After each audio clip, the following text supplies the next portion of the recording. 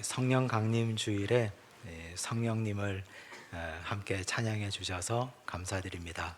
귀하고 복된 성령 강림 주일에 하나님 전에 나오신 우리 하나님 백성들에게 성령의 은혜와 성령의 역사하심이 함께 임하시기를 간절히 바랍니다. 놀이동산에 가면 귀신의 집이 있습니다. 이 귀신의 집에 들어갔다 오신 분들이 아마 우리 중에도 많이 계실 것입니다. 놀이동산 귀신의 집에 들어가면 냄새부터 굉장히 불편합니다. 매캐하고 쾌쾌한 냄새가 나고 포르말린 냄새가 코를 찌릅니다. 냄새뿐만이 아니고 곳곳에 귀신 문장을 하고 숨어 있는 사람들이 깜짝깜짝 사람들을 놀래킵니다. 피를 흘리는 귀신 모양으로 분장하고 하얀 소복을 입은 귀신으로 분장해 있다가 지나가는 사람들 앞에 불쑥불쑥 나타납니다. 비명을 지르고 소리를 지르고 도망다니기에 바쁩니다. 귀신의 집을 다 돌아보고 나와서는 다들 무서웠다고, 너무 무서웠다고 말합니다. 그런데 그렇게 무서운 귀신의 집을 다음에 또 갑니다. 그래서 귀신의 집은 여전히 문 닫지 않고 지금까지 운영되고 있습니다. 사람들은 그렇게 무서워하고 겁을 내면서 왜 귀신의 집을 계속 끊지 못하고 다니는 것일까? 여러 가지 이유가 있겠지만 그 중에 아주 중요한 이유는 그 귀신이 우리를 위협하기는 하지만 머리털 하나도 상하게 할 수 없다는 사실을 이미 알고 있기 때문입니다. 우리가 돈을 내고 거기 들어가기 때문에 절대로 우리를 해칠 수 없고 겁을 줄 수는 있으나 우리를 해할 수 없다는 사실을 우리는 너무 명확하게 잘 알고 있습니다. 그래서 여전히 귀신의 집은 지금도 운영되고 있습니다. 우리가 살아가는 이 삶의 현실도 이렇게 대범하게 살았으면 좋겠습니다. 우리가 하나님의 사랑을 받고 하나님의 자녀로서 살아가는데 우리 인생에 어떤 파도와 광풍이 몰아닥친다 하더라도 그 파도와 광풍이 우리를 난파시키거나 파손시킬 수 없음을 분명히 기억하고 깨닫고 담대하게 살아가면 얼마나 좋겠습니까? 그러나 사람들은 많이 겁을 냅니다. 두려워합니다. 이 파도 때문에 내가 여기서 잘못되지는 않을까? 우리 가정이 여기서 그만 길을 잃고 방황하지는 않을까? 사람들이 많이 두려워하고 겁을 냅니다. 문제는 우리가 하나님과 어떤 관계를 맺고 있느냐 하는 관계의 문제임에도 불구하고 우리는 여전히 불안하고 불편한 마음입니다.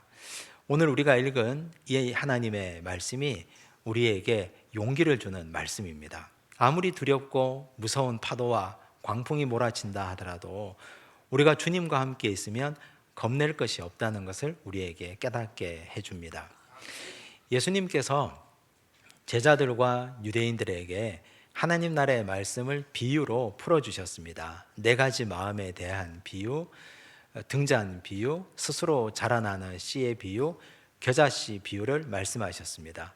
그 말씀을 하시고 이제는 제자들에게 우리가 일어나서 다른 데로 가서 하나님의 말씀을 전하자 말씀하셨습니다. 35절을 보십시오. 함께 읽겠습니다. 그날 저물 때에 제자들에게 이르시되 우리가 저편으로 건너가자 하시니, 여기서 예수님이 말씀하시는 저편은 유대인들이 사는 곳이 아니고 이방인들이 사는 곳을 말합니다. 예수님과 제자들이 활동했던 갈릴리 호수 혹은 갈릴리 바다라고 하는 이 큰 공간을 가운데 두고 한쪽 편에는 유대인들이 모여 살았고 또 한쪽 편에는 이방인들이 모여 살았습니다. 예수님께서 제자들과 유대인들에게 하나님 나라의 말씀과 비밀한 일을 다 말씀하시고 이제는 우리가 배를 타고 건너가서 이방인들에게도 하나님의 말씀을 전하자 말씀하신 것입니다. 이것은 우리 주님다운 말씀입니다. 우리 주님께서는 항상 그 자리에 머물러 계시지 않으시고 오늘은 이곳에서 말씀을 전했으면 내일은 저곳에서 전하시고 오늘은 이 마을에서 전도하시고 내일은 저 마을로 가서 전도하셨습니다. 예수님의 공생의 3년은 머물러 있는 삶이 아니었습니다.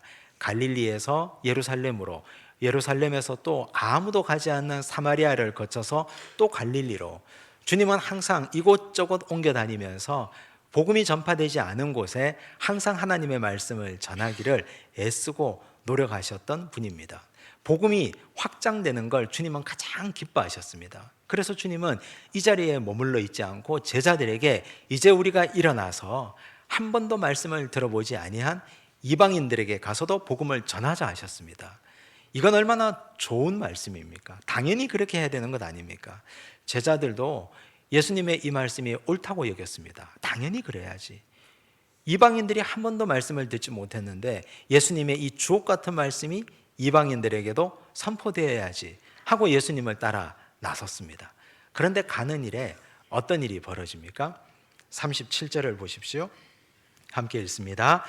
큰 광풍이 일어나며 물결이 배에 부딪혀 들어와 배에 가득하게 되었더라. 큰 광풍이 불었습니다. 풍랑이 일어났는데 이 바람이 보통 바람이 아니었습니다. 미칠 광자를 써서 정말 미친 듯한 바람이 불어옵니다. 예수님의 제자들 중에 상당수는 갈릴리 호수에서 잔뼈가 굵은 사람들입니다. 어려서부터 거기에서 나고 자랐고 성장했고 그리고 그곳을 삶의 터전으로 여기고 고기잡이하고 살아갔던 사람들입니다. 그래서 그 갈릴리 호수, 큰 호수의 습성과 성격을 잘 알고 있는 사람들입니다. 어지간한 바람에는 눈도 깜짝하지 않는 사람들입니다. 이 정도는 내가 견딜 수 있겠다 생각했던 사람들입니다. 그런데 그런 제자들조차도 감당하기 어려운 큰 광풍, 바람이 불어닥쳤습니다. 배가 이리저리 흔들려서 곧 뒤집어질 것 같습니다. 큰 물이 배를 덮쳐옵니다. 이제 그만 죽을 것 같습니다. 일이 이쯤 되면 사람들은 어떤 생각을 할까요? 많은 사람들은 이렇게 생각합니다. 혹시 하나님이 원하는 길이 아닌데 내가 우겨서 여기까지 온 것은 아닌가? 또 어떤 사람들은 여기 이 배에 탄 사람들 중에 하나님이 싫어하는 큰 죄를 지어서 이런 풍랑과 폭풍을 우리가 만난 것은 아닌가? 그렇게 생각합니다. 우리 일생도 살아가다가 보면 많은 풍랑과 파도를 만납니다. 때로는 견딜 수 있을 만큼 풍랑이 불어올 때도 있는데 이런 광풍이 불어서 우리 인생이 뒤집어질 것 같은 어려움을 겪을 때도 있습니다. 그때마다 사람들은 이런 생각을 합니다. 혹시 내가 하나님 기뻐하시지 않는 길을 걷고 있는 건 아닌가? 내가 혹시 죄를 지어서 그 죄값을 지금 받고 있는 건 아닌가? 그래서 어릴 때부터 지금까지 살아오면서 인생의 고비고비마다 내가 지었던 죄들을 다 끄집어내 봅니다. 그래서 두려워합니다. 그래서 믿는 사람들도 이런 문제를 겪으면 그만 믿음의 공동체 백성들에게 기도 부탁하기가 굉장히 주저스럽습니다. 혹시 내가 우리 가정에 불어닥친 고난과 어려움을 이야기하면 사람들이 어떻게 생각할까 두렵기 때문입니다. 저 사람이 죄를 지어서 이런 일을 겪는 것이다. 하나님 기뻐하시지 않는 걸음을 가서 이런 고난을 겪는 것이다. 사람들 구설에 휘말릴까 봐 말을 하지 못합니다. 그래서 가족들끼리 입단속을 합니다. 우리 가정의 문제는 우리끼리 해결하자. 말하지 말자. 기도 부탁이라도 했는데 이게 다 사람들 입에 오르내릴까 봐 두려워합니다. 그런데 성경을 보시면 이런 일이 비일비재하게 일어나고 있지 않습니까? 오늘 이 본문에서도 우리가 기억하고 반드시 잊지 말아야 될 것은 예수님께서 가자고 하신 길입니다. 제자들이 나서서 예수님, 우리가 저 이방인들이 사는 곳에 가서도 복음을 전해야 합니다. 제자들이 예수님을 설득해서 나선 길이 아니라는 것입니다. 예수께서 가자고 하셨습니다. 우리가 저편으로 가서 건너편에 가서 복음을 전해야 되겠다. 주님께서 시작하신 길입니다. 예수님께서 인도하시고 지도하신 길입니다. 그리고 이 배에는 예수님께서 타고 계셨습니다. 성경에 보면 하나님이 시작하신 일이 분명함에도 예수님이 함께 계신 공간에서도 풍랑에 휩싸이고 어려움을 겪는 일이 얼마나 많이 있는지 모릅니다. 창세기 말씀을 보시면 아브라함이 나오지 않습니까? 아브라함을 보십시오. 하나님께서 갈대아 우리에 사는 아브라함을 불러다가 하란으로, 하란에서 그리고 다시 가나안 땅으로 불렀습니다. 하나님이 아브라함에게 너는 일어나서 가나안 땅으로 가라고 말씀하셨습니다. 그런데 그 가나안 땅에 아브라함과 그의 가족을 기다리고 있는 것은 하나님의 축복과 복이 아니었습니다. 기근이었습니다.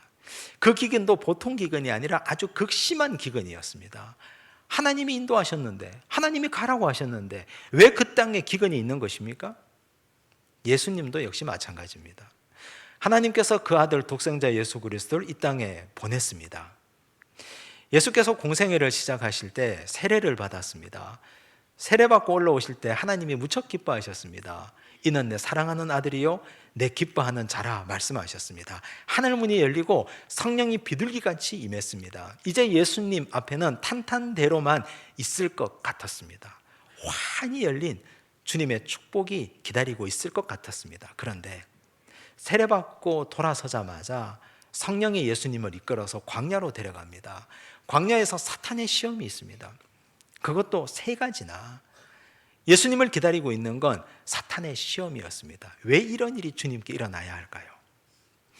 요한복음 2장에 보면 갈릴리 가나 혼인잔치가 있습니다. 예수님도 혼인잔치에 계셨고 예수님의 제자들도 있었고 예수님의 어머니도 계셨습니다. 그런데 그 혼인잔치 집에 포도주가 떨어졌습니다. 성경에서 포도주는 기쁨을 의미합니다. 예수님이 계신 곳에 예수님의 제자들도 함께 있는 그 가정에 기쁨의 포도주가 상실되었습니다. 우리가 예수 잘 믿는 가정입니다. 봉사도 열심히 합니다. 헌금도 빠지지 않고 합니다. 예배도 빠지지 않고 주님 앞에 와서 예배 잘 드립니다. 그런데 우리 가정에 기쁨의 포도주가 떨어졌습니다. 너무나 당황스럽습니다. 이럴 때 우리는 어떻게 이 문제를 해결해 나가야 할까요? 우리가 여기서 기억해야 될 사실 한 가지는 예수님이 시작하신 일은 반드시 주님이 그 끝을 보신다는 사실입니다. 주님이 가자고 했지 않습니까? 주님이 일어나서 나를 따라서 저 건너편으로 가자고 하셨으면 주님께서 해결하실 것입니다. 고난이 그 가운데 있다 할지라도, 풍랑이 광풍이 되어서 우리를 집어삼킬 듯하다 하더라도, 그러나 그 풍랑도 주님의 계획 가운데 있다는 사실, 이 사실이 우리에게 큰 위로가 되기를 간절히 바랍니다. 2005년도에 제가 부교역자로 있던 교회에서 중국 산동성 위해시에 교회를 하나 세웠습니다. 한인교회였습니다. 교회에서 거기 한인교회를 세우기 위해서 몇 년 동안 기도했습니다. 성도들이 열심히 기도하고 교회 부목사님 한 분을 그 교회에 파송했습니다. 그리고 교인들이 헌금을 열심히 모았습니다. 물질을 모으고 기도의 재단을 쌓았습니다. 목사님은 파송받아서 1년 반 이상 그곳에 가서 한인들을 전도했습니다. 성도들이 제법 모였습니다. 이제 교회에서 헌금한 그 돈으로 예배 처소를 마련했습니다. 성물도 다 준비했습니다. 이제 예배만 드리면 되는 상황입니다. 한국에서 성도들이 다 떠났습니다. 담임 목사님과 성도들이 축복하기 위해서, 축하하기 위해서 입당 예배를 드리기 위해서 떠났습니다. 이제 내일이 예배 드리는 주일인데 토요일 날 중국 공안이 들이닥쳤습니다. 예배당을 폐쇄합니다. 그리고 예배당에 있는 집기들을 다 몰수했습니다. 식당에 있는 숟가락 하나까지, 젓가락 하나까지 하나도 남기지 않고 다 털어갔습니다. 왜 이렇게 하십니까? 아무리 항의해봐도 막무가내였습니다. 허가받지 않은 교회라는 이유가 유일한 이유였습니다. 삼자교회 하나만 허락하는데 너희들은 비록 외국인들을 위한 교회이지만 허가받지 않았기 때문에 법대로 할 수밖에 없다. 다 빼앗아갔습니다. 그 다음 날이 되었습니다. 목사님 사택에 성도들이 다 모였습니다. 다 들어갈 수 없어서 모인 사람들끼리 눈물의 예배를 드렸습니다. 그리고 이제 우리는 일정을 마치고 한국으로 돌아왔습니다. 돌아와서 다들 드러내놓고 말하지 않지만 뒤에서 하는 말들이 왜 이런 일이 벌어졌을까? 하나님이 원치 않은 교회 개척을 한 것인가? 혹시 우리가 기도가 부족해서 이런 일이 일어난 것인가? 교회를 개척하는 목사님에게 문제가 있는 것인가? 죄가 있어서 그런 것인가? 사람들은 저마다 은혜롭지 않은 말들을 다 뱉어냅니다. 그런 말들로 교회가 어지러웠습니다. 그런데 시간이 한참 지나서 하나님의 섭리와 계획을 깨닫게 됩니다. 그 위에시에 삼자교회가 큰 예배당을 지어서 입당하게 된 일이 있었습니다. 한 6개월이 지난 후였습니다. 예배당을 너무 크게 지어서 공간이 많이 남았습니다. 종교국에서 나왔습니다. 6개월 전에 문을 닫게 한 교회 목사님을 찾아가서 아직까지 너희 교회 성도들이 흩어지지 않고 있다면 여기 공간이 남아있으니 월세를 내고 와서 예배를 드리라는 것이었습니다. 얼마나 감사한 일입니까? 이제는 허가받고 예배 드릴 수 있게 됐습니다. 그런데 그 공간에 들어가 보니 그냥 공간만 있을 뿐입니다. 예배 집기가 하나도 없습니다. 그런데 성도들은 마이크도 없는 그곳에서 함께 모여서 눈물의 예배를 드렸습니다. 그리고 성도들이 함께 마음을 모으고 뜻을 모으고 헌금해서 의자도 하나씩 사드리고 성물도 하나씩 준비해서 1년 이상 지내니까 제법 교회다운 교회가 되었습니다. 시간이 지나고 나서 그 교회 성도들이 고백합니다. 처음에 우리들은 후원교회를 믿었습니다. 후원교회가 집기도 사주고 예배 처소도 마련해주고 우리는 후원교회를 의지했는데 하나님의 뜻은 너희들이 세운 교회, 너희들이 책임지라는 것이 하나님의 뜻임을 깨달았습니다. 아무것도 없이 다 빼앗기고 이제 빈털터리가 되어서 예배 드리는데 그 예배가 얼마나 은혜스러운 예배인지, 그래서 지금도 그 교회는 하나님 은혜 아래 든든히 서가는 교회가 되었습니다. 우리가 시간을 돌려놓고 나면, 시간이 한참 지나고 나면 우리 인생에 불어닥친 광풍과 고난과 풍랑도 하나님의 프로그램 안에 있었음을, 하나님의 계획 안에 있었음을, 하나님이 시작하신 일이니 하나님이 끝내실 것임을 우리는 시간이 지나서야 섭리를 깨닫게 될 것입니다. 과정 가운데 있으면, 폭풍의 한가운데 있으면 우리는 시야가 좁아지고 눈이 흔들려서 하나님의 섭리를 깨달을 수가 없습니다. 그럼에도 불구하고 오늘 이 본문의 제자들은 훌륭한 일을 했습니다. 38절 말씀을 보십시오. 함께 읽습니다. 예수께서는 고물에서 베개를 베고 주무시더니 제자들이 깨우며 이르되 선생님이여 우리가 죽게 된 것을 돌보지 아니하시나이까 하니. 아주 훌륭한 일을 제자들이 했습니다. 그 훌륭한 일이 무엇입니까? 예수님께 나와서 구한 것입니다. 주님을 흔들어 깨웠습니다. 선생님, 우리가 죽게 된 것을 돌아보지 아니하십니까? 일어나서 이 상황을 좀 살펴보십시오. 제자들은 누구의 탓을 하지 않았습니다. 왜 이런 풍랑이 일어났는가? 혹시 네가 어제 죄를 지어서 이렇게 된 건 아닌가? 제자들끼리 서로 화살을 겨누지 않습니다. 서로 싸우지 않습니다. 누구의 탓을 하지 않습니다. 이 문제를 주님께 가지고 나와서 해결해 달라고 간구합니다. 우리 인생에 광풍이 불어닥칩니다. 어려운 일이 있습니다. 그럼 우리는 본능적으로 누구의 탓을 하게 되어 있습니다. 내 탓인가? 내 가족의 탓인가? 누구 때문에 이런 일이 일어난 것인가? 그런데 그것은 지금 이 순간 아무런 의미가 없습니다. 이미 광풍은 불어닥치고 있는데 네 탓, 내 탓, 남 탓을 하기 시작하면 우리는 폭풍의 한가운데서 결코 헤어나오지 못할 것입니다. 문제를 해결할 수 있는 유일한 한 분이신 주님 앞에 나와서 이 문제를 내려놓고 주님 해결해 주십시오. 살려주십시오. 이 상황을 좀 보십시오. 주님께 가지고 나와야 문제 해결에 실마리가 풀릴 줄로 믿습니다. 제자들이 주님께 나와서 이런 간구를 드린 것은 당신이 시작하신 일이니, 주님께서 시작하신 일이니 책임지십시오 라는 말입니다. 우리 하나님 아버지께서는 절대로 계획 없이 어떤 일을 시작하는 분이 아니십니다. 구약을 보면 우리 하나님께서 출애굽시킨 일이 있습니다. 이스라엘 백성들을 이집트에서 출애굽시켜서 가나안 땅까지 인도해 가십니다. 그런데 출애굽한 인원을 보면 깜짝 놀랍니다. 남자만 60만이었습니다. 어린아이, 여자, 노인들까지 하면 200만 명이 넘습니다. 그런데 그 수많은 사람들을 40년 동안 어떻게 먹이고 어떻게 입혀야 됩니까? 사람들은 걱정했습니다. 우리가 무엇을 먹지? 어떻게 입지? 어떻게 살아갈까? 하나님이 계획이 있었습니다. 광야에서 하나님은 하늘에서 만나를 내립니다. 메추라기를 내려주십니다. 목이 마르면 반석을 갈라서 생수를 공급해 주셨습니다. 너무 더우면 하늘에서 구름 기둥으로 그들을 가려주셨습니다.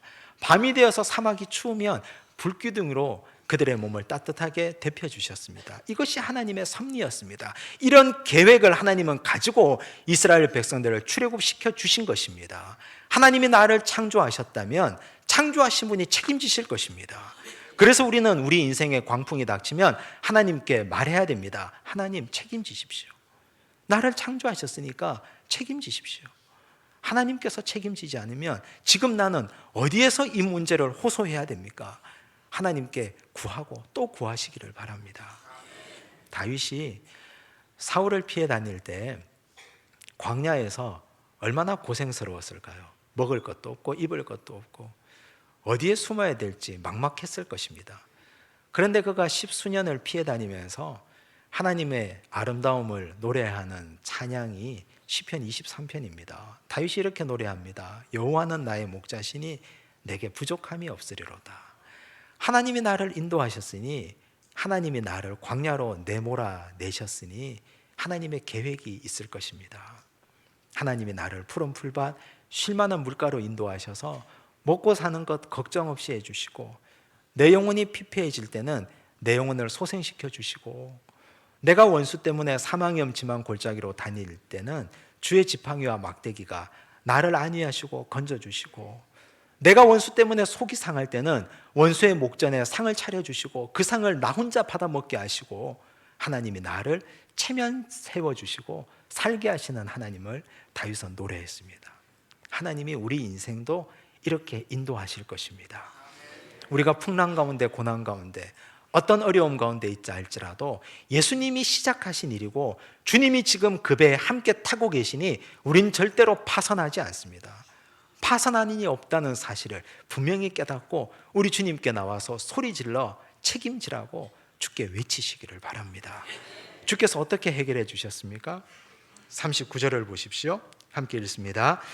예수께서 깨어 바람을 꾸짖으시며 바다들어 이르시되 고요하라 하시니 바람이 그치고 아주 잔잔하여 지더라. 바람과 바다를 꾸짖으시고 잠잠하라. 그랬더니 잠잠하게 되었습니다. 주님께서 해결해 주셨습니다. 이렇게 해결하신 후에 우리 주님이 한 가지 아쉬운 점을 제자들에게 말씀하십니다. 40절 말씀을 보십시오. 함께 읽습니다.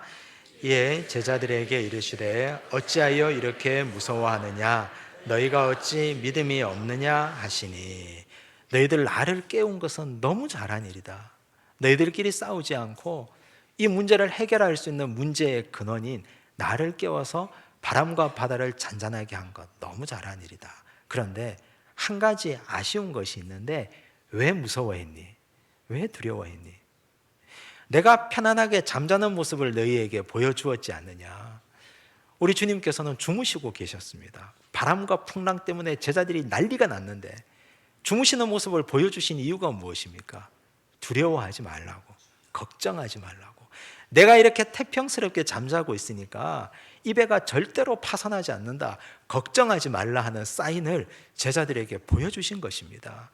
그럼에도 불구하고 제자들은 주님이 주무시는 모습을 보고도 두려웠습니다. 걱정되었습니다. 배가 뒤집힐까 봐, 파선하고 난파하고 이제는 생명을 다할까 봐 두려웠습니다. 그래서 주님께 무서워하며 구했던 것입니다. 그런데 우리는 주님이 나와 함께 하시면 그 어떤 두려움도 이길 수 있는 굳센 믿음이 있어야 할 줄로 믿습니다. 사도 바울은 이런 비슷한 상황에 안전하고 편안한 마음으로 주변에 있는 사람들을 안심시켰습니다. 사도행전 27장 23절에서 25절 말씀입니다. 함께 읽습니다. 내가 속한 바 곧 내가 섬기는 하나님의 사자가 어젯밤에 내 곁에 서서 말하되 바울아 두려워하지 말라, 내가 가이사 앞에 서야 하겠고 또 하나님께서 너와 함께 항해하는 자를 다 내게 주셨다 하였으니 그러므로 여러분이여 안심하라, 나는 내게 말씀하신 그대로 되리라고 하나님을 믿노라. 바울이 예루살렘에서 재판받았습니다. 그리고 미결수 상태로 갇혀 있었습니다. 이제는 로마에서 황제 앞에서 재판받기 위해서 배를 타고 여러 사람들과 배로 호송되는 중이었습니다. 그런데 똑같은 상황입니다. 광풍이 물어닥쳤습니다. 야단이 났습니다. 배가 곧 뒤집힐 것 같습니다. 바울은 잠잠히 하나님께 기도했습니다. 하나님이 그에게 말씀하셨습니다. 안심하라, 걱정하지 마라. 내가 너와 이 배에 함께한 모든 사람들을 내가 너에게 주었다. 그러니 안심하라. 분명히 너는 로마로 가서 로마 황제를 만나게 될 것이다. 걱정하지 말라. 바울은 주님의 그 위로하는 음성을 듣고 여러 사람들에게 안심하라고 말씀하고 있습니다. 하나님이 나와 함께 하시면, 하나님이 시작한 일이 분명하면, 이 배에 주께서 함께 타고 계신 것이 확실하다면 우리는 두려워할 필요가 없습니다. 두려워할 필요가 없습니다. 용기 내고 두려워하지 않고 하나님 앞에 그저 기도하고 맡기고 나아갈 뿐입니다. 우리 인생에 어떤 두려움이 있으십니까? 두려움은 또 다른 두려움을 낳습니다. 두려움이 또 다른 생각을 낳고, 그 생각은 또 다른 생각을 낳고, 그래서 그 두려움이 나중에는 집을 짓습니다. 그 집을 사탄은 이용합니다. 실체가 없는 두려움, 그 실체가 없는 두려움이 나를 나중에는 집어삼킵니다. 그 두려움 때문에 우리는 이미 사탄과의 싸움에서 지고 들어가는 것입니다. 귀신의 집에 어떤 무서운 분장을 한 귀신도 내 머리털 하나도 상하게 하지 못하는 것처럼, 그 어떤 두려움도 나를 상하게 하지 못할 것입니다. 이 믿음 가지고 하나님 앞에 온전히 매어 달리는 주의 백성 되시기를 간절히 바랍니다. 말씀을 정리하겠습니다. 주님과 함께하는 가정, 예수님이 함께 임하시는 일터에도 거센 풍랑, 광풍이 불어올 수 있습니다.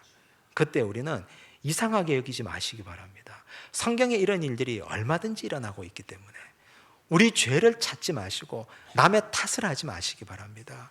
오직 하나님 앞에 부르짖고 매어 달리며 이 문제를 해결해 나가는 지혜가 우리에게 있기를 간절히 바랍니다. 사탄은 나를 두렵게 할 것이나, 그러나 그 두려움에서 해방되어 온전하게 담담한 마음으로 주님 앞에 나가신다면 하나님께서 이 문제를 해결하시고 광풍을 잠재우시고 우리를 아름다운 물가로, 아름다운 육지로 인도하실 것입니다. 그 귀한 은혜를 누리며 살아가는 하나님의 백성 되시기를 바랍니다. 기도하겠습니다. 하나님 아버지, 우리 인생의 바다에 거센 풍랑이 불어오고 광풍이 불어닥칩니다. 나는 하나님을 믿는 백성이고 하나님이 이 일을 시작하셨는데, 그럼에도 불구하고 불어오는 광풍에 우리는 마음을 가눌 길이 없습니다. 두렵습니다. 남을 탓하기에 바쁩니다.